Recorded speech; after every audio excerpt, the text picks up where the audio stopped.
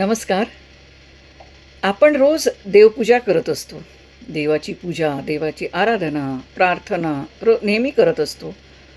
आणि जेव्हा आपल्यावर एखादं संकट येतं किंवा काही प्रॉब्लेम्स आपल्यासमोर उभे असतात, त्यावेळेस आपण देवाचा आणखी जास्त प्रमाणात धावा करत असतो. आणि आपल्या जे काही प्रॉब्लेम्स असतात ते देवाच्या चरणी आपण लीन होऊन देवाला सांगत असतो. पण खरंच देव तुमचं ऐकतो का? म्हणजे मला असं म्हणायचं आहे, की जेव्हा आपण आपले प्रॉब्लेम्स देवासमोर सांगतो किंवा कधी-कधी देवाला नवस बोलत असतो, की देवा माझं हे काम होऊ दे. मग मी तुला 1.25 किलो पेढे, 5 नारळांचं तोरण, 11 नारळांचं तोरण वगैरे, वगैरे जे काही आपल्या मनात असतं ते आपण बोलत असतो देवासमोर. परंतु देवाला या गोष्टीची तर अपेक्षाच नसते, की तुम्ही त्याला श्रीफळाचं तोरण द्यावं किंवा 1.25 किलो पेढे, मिठाई वगैरे द्यावं. परंतु आपण हे बोलत असतो, की माझं हे काम देवा झालं पाहिजे हं, मग मी तुला हे देणार. का बरं असं? तुम्ही दररोज जी काही आपली कामं आहे ती व्यवस्थितपणे पार पाडत राहायचं.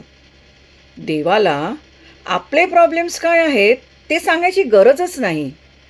कारण आपण आपलं काम हे नित्यनियमाने करत राहिलं तर आपले प्रॉब्लेम्स जे काही आहे ते आपण सोडवू शकतो.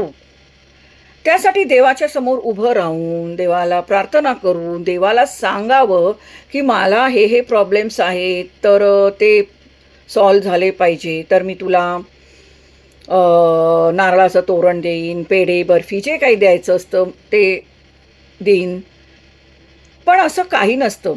आपलं मन हे पॉझिटिव्ह ठेवा. कितीही संकट येऊ, मन हे पॉझिटिव्ह राहिलंच पाहिजे.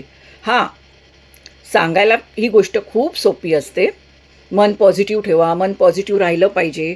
पण प्रत्येकाला आपलं मन पॉझिटिव्ह कसं ठेवता यायला पाहिजे, हा ज्याचा त्याचा आपला प्रश्न असतो.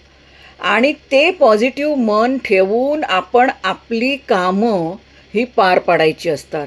मग आपल्यामध्ये काही कामामध्ये काही अडथळे येत असो किंवा काही संकटं छोटी-मोठी, परंतु आपलं मन पॉझिटिव्ह ठेवून आपण आपली नित्यकर्म ही करत राहिली पाहिजे. आणि मग त्यामुळे त्या पॉझिटिव्ह मार्गाने आपण जेव्हा विचार करत राहतो, तेव्हा आपोआपच आपली कामं ही व्यवस्थितपणे पार पडत असतात.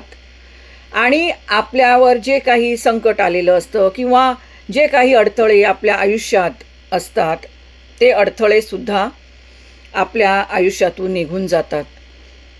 परंतु त्यासाठी देवाला नवस करण्याची गरज असते असं मला तरी वाटत नाही. हां, देव आहे या गोष्टीवर तर आपण विश्वास ठेवायलाच हवा. कारण का, देवाला आपण काय कधी कोणी पाहिलेलं नाही आहे.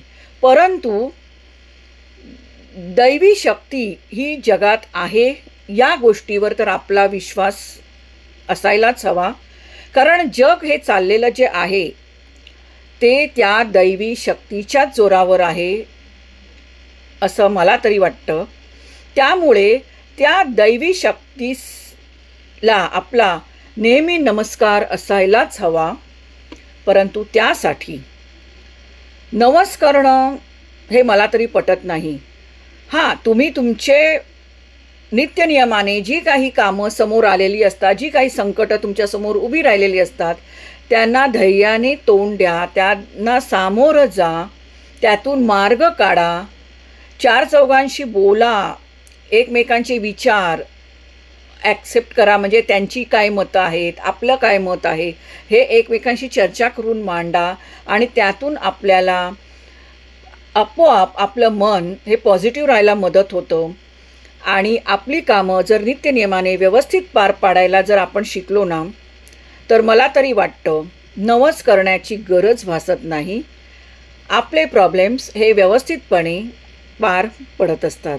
आणि म्हणूनच देव नाही असं मी तर मुळीच म्हणणार नाही. कारण ती एक दैवी शक्ती आहे आणि त्या दैवी शक्तीवर विश्वास हा ठेवायलाच हवा. परंतु नवस करणं हे त्यामागचं कारण आहे असं मला तरी वाटत नाही. त्यामुळे मन पॉझिटिव्ह ठेवा, नित्यनियमाने आपली कामं करत राहा.